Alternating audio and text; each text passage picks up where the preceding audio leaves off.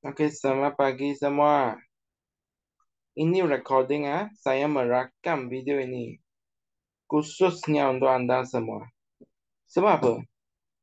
Sebab saya nak minta maaf bahwa saya terlupa, bukan terlupa, tak ada masa untuk ada 1.4 lah. Oleh itu hari ini kami akan belajar 1.4, oke? Ini video rekaman, tolong tengok ah. Terima kasih. Baik, kami tengok screen share. Boleh tengok screen? Oke.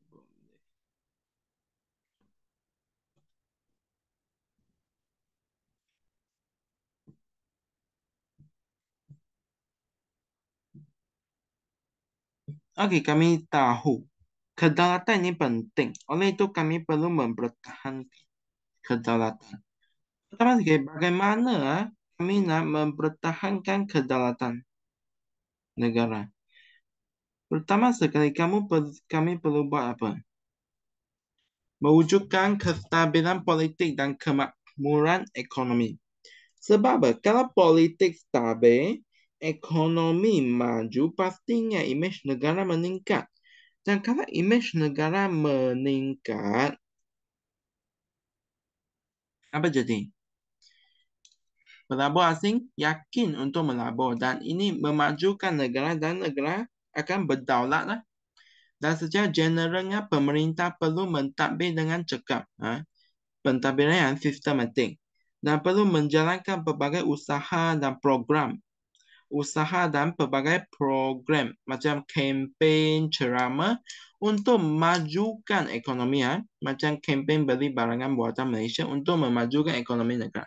Dan rakyat tak boleh buat apa? Kami beri kerjasama. Kami perlu memberikan kerjasama yang penuh untuk menjayakan usaha dan program. Baik. Pertama sekali, untuk menstabilkan politik, pemerintah perlu mewujudkan pentadbiran yang cekap, bermaksud pentadbiran yang sistematik. Dan pemerintah perlu mengelakkan amalan rasuah dalam pentadbiran. Dan pemerintah juga perlu memastikan agihan sumber kekayaan negara adil. Apa maksud ini? Kekayaan negara secara adil kepada semua kaum melalui dasar pembangunan ekonomi. Apa maksud ini? Okey, kami tahu sumber kekayaan negara salah satu ialah cukai. Dan cukai ini bagaimana diagih dengan adil ya?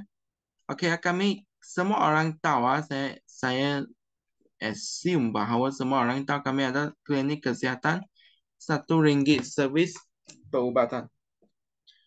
Nah, inilah dia. Pemerintah menggunakan sumber kekayaan negara untuk membina klinik kesihatan. Dan klinik kesihatan ini memberikan servis perkhidmatan perubatan kepada semua kaum. Dengan RM1 saja. Kepada semua kaum. Dan inilah dia. Semua kaum boleh menikmati pengagihan sumber kekayaan negara secara adil. Dan akhirnya pemerintah pun perlu melaksanakan undang-undang negara ikut perlembagaan. Undang-undang negara ini penting sebab boleh menjamin keadilan dan kesejahteraan hidup. Dan kurang jenayah dan rakyat hidup dengan selesa dan sejahtera. Okey. Untuk rakyat, apa yang boleh kami buat? Kami perlu setia kepada raja dan negara. Kami perlu setia kepada raja dan negara kita. Kita perlu setia kepada raja dan negara. Rukun negara cakap kesetiaan kepada raja dan negara. Okey? Dan rakyat juga perlu menyokong, beri sokongan penuh kepada usaha dan dasar kerajaan. Bermaksud apa? Kerajaan cakap saya nak melaksanakan dasar pembangunan ekonomi. Kami berikan sokongan penuh. Ini boleh menstabilkan politik. Dan kerjasama antara kaum pun penting supaya agihan kekayaan dinikmati semua. Tadi saya sudah cakap dan kami perlu mematuhi undang-undang negara. mematuhi undang-undang negara. Sebab apa ini penting? Sebab kami perlu mematuhi undang-undang negara untuk memelihara kesejahteraan hidup. Okey, seterusnya. Tadi, langkah pertama, memastikan kestabilan politik dan kemakmuran ekonomi. Sekarang langkah kedua, bagaimana kami boleh menjamin kedaulatan negara? Langkah kedua, kami perlu mengekalkan perpaduan kaum. Kami perlu mengekalkan perpaduan kaum. Mengekalkan perpaduan kaum untuk mempertahankan kedaulatan. Sultan Perak Baginda bertitah bahawa kedaulatan negara bergantung pada warganya yang bersatu. Bermaksud kalau rakyat Malaysia bersatu, kedaulatan negara pelihara. Okey, kami tengok apa yang boleh kami buat. Ini point untuk jawab exam. Subtopik ini penting sebab apa? Sebab boleh menggunakan point ini untuk menjawab soalan khibat. Untuk mengukuhkan perpaduan kaum, pemerintah perlu mengubah pelbagai dasar dan undang-undang tentang perpaduan kaum. Ini penting. Ini langkah yang penting. Pemerintah perlu mengubah dasar dan undang-undang tentang perpaduan kaum dan integrasi nasional. Okey. Simple. Kami cakap secara ringkasnya, untuk mengukuhkan perpaduan kaum, pemerintah perlu mengubah dasar dan undang-undang tentang perpaduan kaum. Dan pelaksanaan dasar tersebut perlu berkesan. Dan dasar tersebut tentang apa? Tadi bab 1 kalau ada tengok recording kami tahu untuk mengukuhkan perpaduan kaum ada beberapa elemen yang penting. Bahasa, kebudayaan antar kebangsaan. Setiap rakyat pun ada satu kebudayaan yang sama di Malaysia. Dan pendidikan. Ketiga-tiga ini boleh memastikan perpaduan kaum. Dan pemerintah perlu merangka program dan kempen. Bermaksud apa? Kerajaan perlu melaksanakan pelbagai kempen ataupun program seperti ceramah ataupun macam minggu perpaduan macam ni untuk memupuk perpaduan kaum. Dan pemerintah juga perlu memperuntukkan perbelanjaan yang cukup. Sebab apa? Sebab untuk menganjur kempen kami perlu wang, perlu perbelanjaan. Dan kerajaan perlulah memperuntukkan perbelanjaan yang cukup supaya program tersebut berjaya dilaksanakan dan perpaduan kaum berjaya dikukuhkan. Okey? Okey, untuk tanggungjawab pemerintah secara ringkasnya, pertama sekali mengubah dasar dan undang-undang tentang perpaduan kaum dan pelaksanaan dasar tentang bahasa, kebudayaan dan pendidikan perlu berkesan. Dan seterusnya, program dan kempen tentang perpaduan kaum perlu dilaksanakan dan perbelanjaan yang cukup perlu diperuntukkan untuk menjayakan kempen ini. Untuk rakyat, bagaimana kami nak mengukuhkan perpaduan kaum? Okey, kami tengok. Kan kami cakap bahasa jiwa bangsa. Setiap orang tahu. Tapi berapa orang yang memang menguasai bahasa kebangsaan? Rakyat Malaysia perlu menggunakan bahasa kebangsaan, iaitu bahasa Melayu. Dalam kehidupan, kami perlu menggunakan bahasa kebangsaan dalam kehidupan. Dan kami perlu mempraktikkan ideologi rukun negara.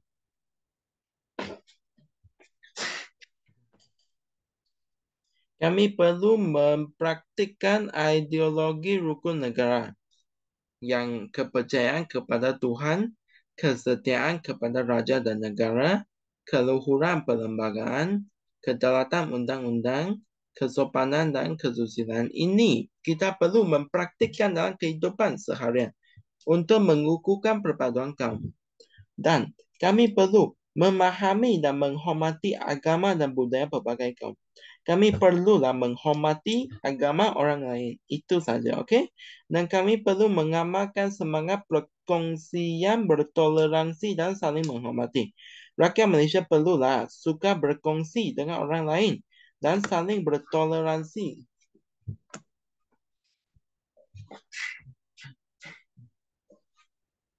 Bertoleransi bermaksud bertolak ansur, give and take. Kami bertoleransi, saling menghormati dan sudi berkongsi dalam kehidupan untuk mengukuhkan perpaduan kaum. Dan seterusnya kami juga perlu melibatkan diri dalam program kemasyarakatan. Apa maksud program kemasyarakatan? Program kemasyarakatan ini bermaksud program yang disertai oleh ramai, dan terbuka. Program ini terbuka, boleh disertai oleh setiap rakyat. Kenapa kami perlu melibatkan diri dalam program kemasyarakatan? Program kemasyarakatan contohnya gotong royong, derma darah dan larian aman. Okey. Kalau terlalu cepat boleh pergi YouTube sana playback speed. Playback speed itu ada satu macam roda itu setting dan playback speed. Tekan jangan tekan 1 atau tekan 0.5 atau 0.75 ataupun 0.25 supaya lebih slow dan boleh ikut. Okey.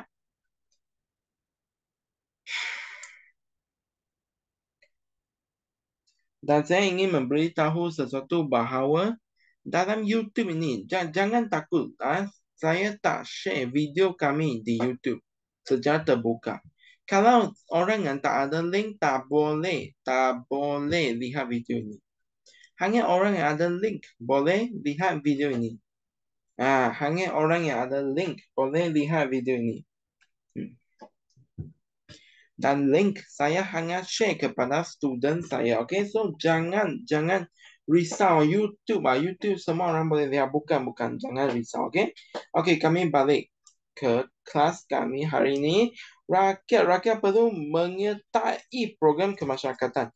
Sebab kalau kami menyertai program kemasyarakatan ini melibatkan pelbagai kaum. Dan semasa kita menyertai program kemasyarakatan dan kita melaksanakan aktiviti berkaitan program ini, dan kami akan saling berinteraksi antara rakyat yang pelbagai kaum. Dan ini pastinya akan mengukuhkan perpaduan kaum. Seterusnya, pertama sekali untuk mempertahankan kedaulatan negara, kami perlu mengukuhkan perpaduan kaum. Kami perlu stabilkan politik dan memakmurkan ekonomi. Dan ketiga, kami perlu buat apa? Memupuk patriotisme. Kita perlu memupuk patriotisme. Patriotisme bermaksud apa? Maksud patriotisme selalu keluar dalam peperiksaan 4 markah. Tolong beri perhatian.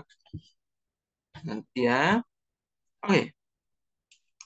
Dan semua orang beri perhatian kepada memupuk patriotisme. Maksud patriotisme, perasaan cinta yang mendalam terhadap negara. Bermaksud kami mencintai negara kita. Perasaan cinta yang mendalam kepada negara. Okey ya. So bagi sesiapa yang belum subscribe YouTube saya, boleh pergi subscribe.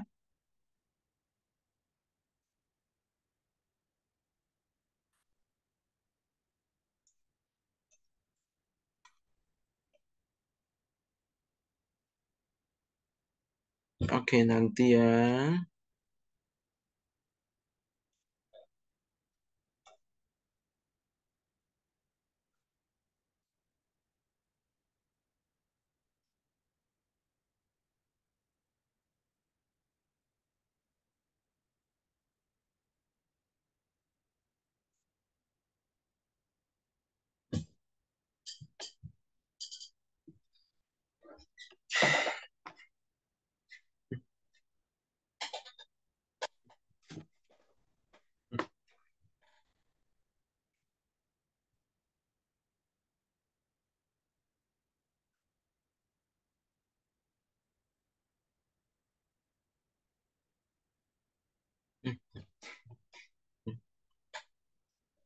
Maksud patriotisme ada empat.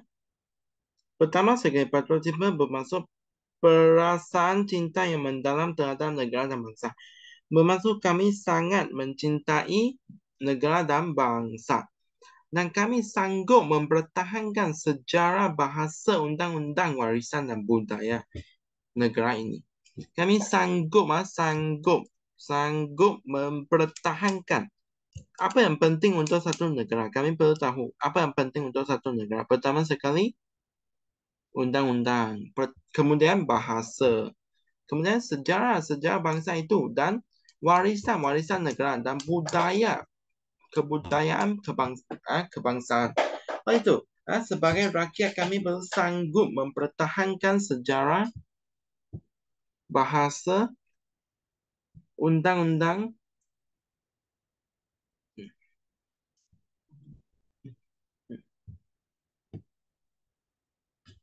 mempertahankan sejarah, budaya, warisan, undang-undang, dan bahasa. Dan patriotisme ini bermaksud nadi kepada kebebasan. Patriotisme bermaksud nadi. Nadi bermaksud apa? Satu elemen yang penting. Bermaksud elemen penting. Patriotisme ini merupakan elemen penting. Nadi kepada kebebasan. Kalau kamu nak tahu nadi dalam bahasa Cina ialah 脉络. Tapi tak penting sebab untuk nadi ni saya tak tahu apa nak cakap. Nadi ni macam kalau you tangan kamu letak dua finger dalam sini dan kamu boleh berasa ada gentaran. Itu nadi. Itu nadi, okey? Patriotisme ialah nadi kepada kebebasan, kemerdekaan dan kestabilan dan kemajuan. Bermaksud apa? Patriotisme bermaksud kami cinta negara kita dan bermaksud kami sanggup mempertahankan sejarah, bahasa, undang-undang, bangsa dan budaya dan warisan negara. Dan patriotisme ini ialah satu nadi, elemen penting kepada kebebasan. Kami bebas sebab kami cinta negara. Kami merdeka sebab kami cinta negara. Negara akan stabil, negara akan maju. Dan patriotisme ini penting untuk melahirkan pemimpin dan rakyat yang taat setia. Kalau kami bersemangat patriotisme, kami akan taat setia kepada negara dan sanggup berkorban demi negara. Okey, seterusnya kami tengok apa yang pemerintah perlu buat. Pemerintah perlu menganjur sambutan Hari Kemerdekaan dan Hari Pahlawan. Secara ringkasnya, pemerintah perlu menyambut hari-hari penting negara. Hari penting negara ada beberapa, seperti Hari Pembentukan Malaysia, Hari Kemerdekaan, dan Hari Pahlawan. Okey, itu saja. Dan pemerintah perlu mewajibkan sejarah sebagai mata pelajaran teras. Ini penting. Kenapa kami nak belajar sejarah? Sebab kami bersemangat patriotisme. Kami perlu bersemangat patriotisme. Dan kami perlu mempelajari sejarah. Sebab sejarah ini boleh memupuk semangat patriotisme. Semasa kami tengok perjuangan tokoh-tokoh silam, kami akan berasa bangga dan kami akan sanggup berkorban demi negara. Itulah pemerintah perlu mewajibkan pembelajaran sejarah sebagai mata pelajaran teras. Bermaksud setiap murid perlu ambil. Dan pemerintah ini perlu melahirkan generasi yang peka dengan sejarah. Semua bermaksud sejarah. Murid perlu belajar sejarah dan bukan murid saja. Orang dewasa pun perlu peka. Bermaksud cakna. Bermaksud ambil perhatian terhadap sejarah negara. Dan pemerintah juga perlu menganjur kempen ataupun menerbit filem. Filem bermaksud apa? Macam kamu tonton televisyen, tengok filem. Menerbitkan filem atau rencana yang berkaitan dengan semangat patriotisme. Rencana bermaksud macam petikan.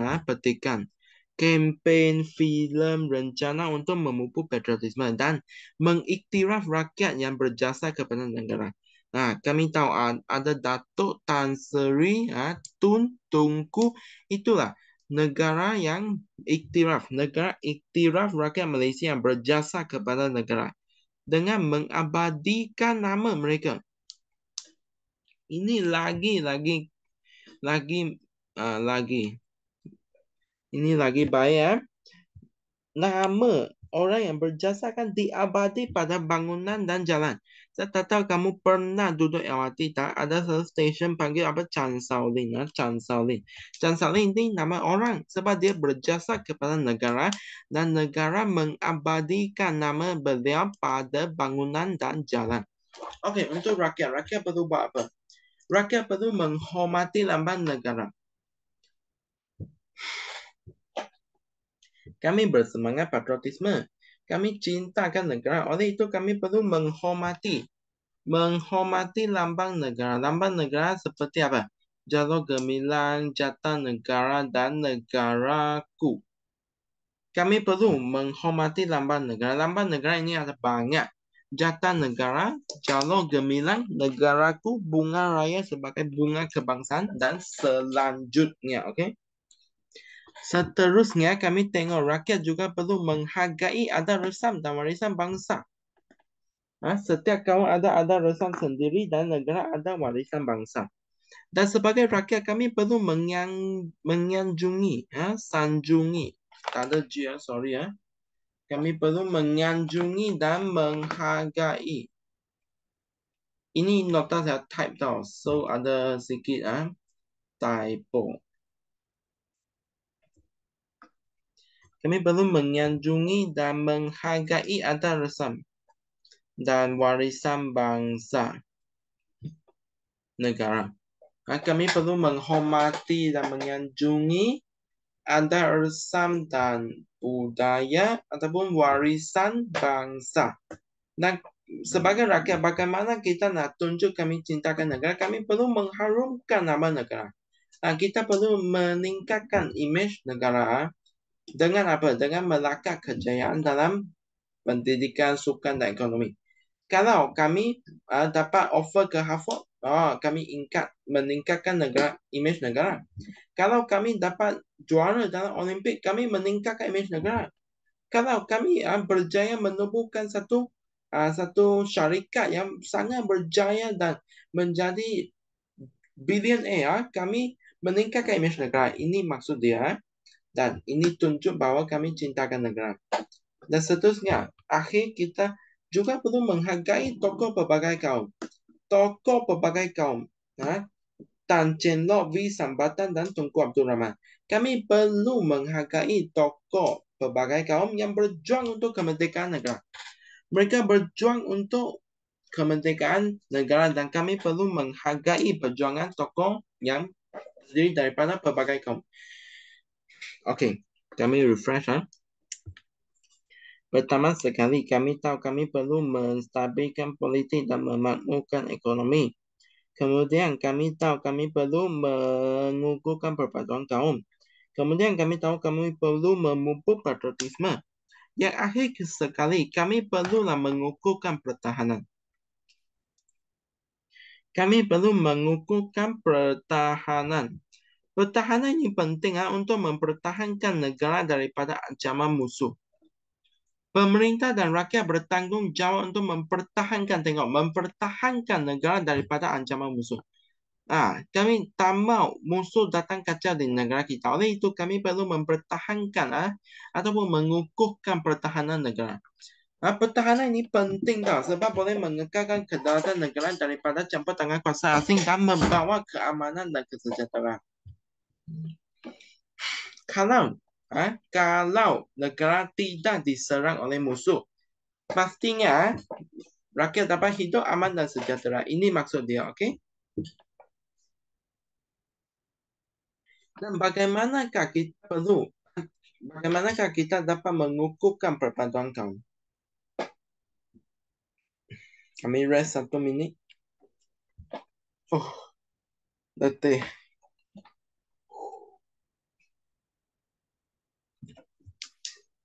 Hmm,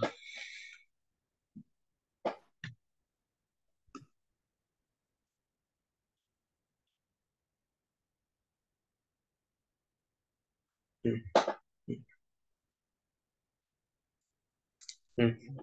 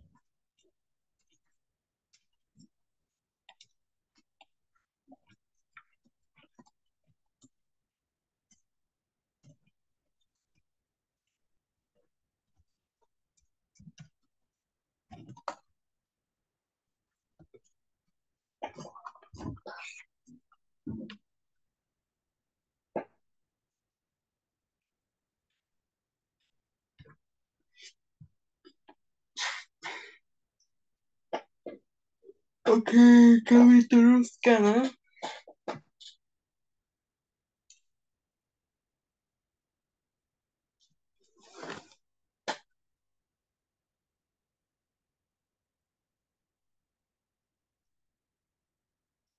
Oke, last. Ini last. Pemerintah untuk mengukuhkan pertahanan negara perlu apa? Perlu mengubah dasar dan undang-undang untuk melindungi keselamatan negara. Apapun, perpaduan patriotisme dan pertahanan, pemerintah perlu mengubah dasar dan undang-undang untuk mempertahankan keselamatan negara. Dan perjanjian pertahanan ini penting dengan negara serantau dan antarabangsa. Apa maksud ini? Kami membuat perjanjian pertahanan dan latihan ketenteraan bersama dengan negara lain. Bermaksud kami membuat satu perjanjian pertahanan. Bermaksud macam negara kami diserang oleh musuh dan negara lain akan membantu negara kita. Seperti AMDA, Anglo-Malayan Defence Agreement, AMDA yang ditandatangani. Dan AMDA ini seperti adalah contoh bagi perjanjian pertahanan. Perjanjian pertahanan ini penting.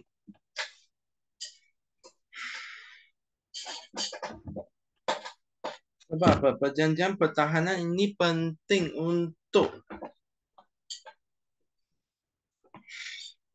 menguatkan pasukan keselamatan kita. Dan pemerintah perlu juga melaksanakan latihan ketenteraan bersama dengan negara lain. Bermaksud tentera negara kami berlatih bersama-sama tentera negara lain. Dan kami juga perlu memodernkan aset ketenteraan. Aset ketenteraan ini bermaksud apa? Seperti itu alat yang digunakan untuk berperang, tentera, kapal perang apa? Itu aset ketenteraan. Dan pemerintah perlu memodernkan aset ketenteraan untuk mengukuhkan lagi pasukan pertahanan, untuk menguatkan lagi pasukan pertahanan. Dan yang paling penting pemerintah perlu memastikan ini ialah mengubah undang-undang, perjanjian, memodernkan aset, dan last sekali kami tengok pasukan keselamatan perlu sentiasa bersiap siaga. Pasukan ketenteraan perlu sentiasa bersiap siaga. Sorry, tadi terlukis ini. Perlu memastikan pasuk eh, eh, sorry ya, terlukis nanti ya. Oke, kami perlu memastikan pasukan keselamatan sentiasa bersiap siaga untuk menghadapi cabaran bermaksud ada negara menyerang kami, pasukan keselamatan sudah bersiap siaga untuk mempertahankan negara. Dan rakyat ada pelbagai tanggung jawab juga. Rakyat perlu peka terhadap isu keselamatan negara. Rakyat perlu sentiasa tengok newspaper ataupun berita harian untuk tahu isu-isu keselamatan negara. Dan kalau kami tengok, kalau kami tertengok ada pencerobohan sempadan negara oleh pihak lain, kami perlu memberikan maklumat itu kepada tentera. Dan kami tidak boleh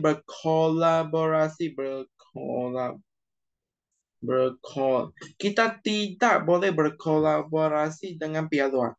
Sebab ini akan mengancam keselamatan negara. Kami tidak boleh bekerja sama dengan pihak luar yang boleh mengancam keselamatan negara. Dan kami boleh menjadi anggota pasukan keselamatan ataupun sejarah sukarelawan untuk mempertahankan negara. Yang paling penting kami sanggup berkorban demi kedaulatan negara. Okey. Itu saja.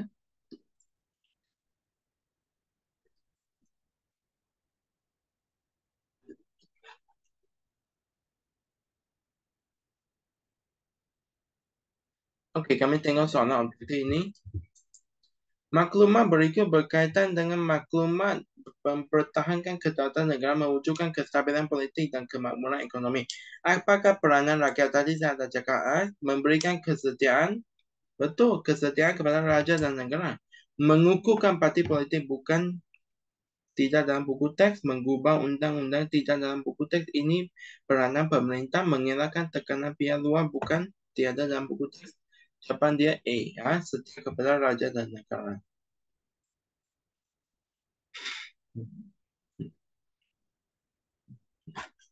Ini soalan esei 8 maka boleh cuba sendiri ya. Langkah-langkah mempertahankan kedaulatan negara seperti yang tepat boleh rujuk nota-nota ini. Ini semua okey ya.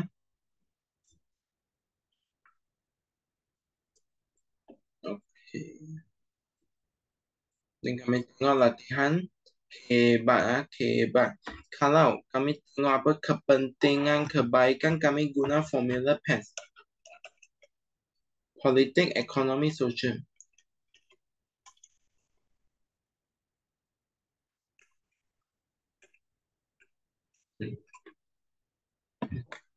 Politik, ekonomi, sosial. Politik apa? Mengukuhkan kestabilan politik. Ekonomi ialah memakmurkan ekonomi, meningkatkan peluang pekerjaan semua. Sosial ialah kesejahteraan hidup. Itu saja. Dan okey, kami tengok berikan pandangan anda tentang cara mempertahankan kedaulatan negara dalam menghadapi cabaran globalisasi. Sama saja, banyak orang tanya dalam Telegram soalan ini, saya pun tak tahu. Soalan ini dapat daripada buku saya pun tak tahu. Soalan ini banyak orang tanya. 1.4 tadi saya sudah ajar, boleh pergi rujuk. Baik. Sekian. Terima kasih.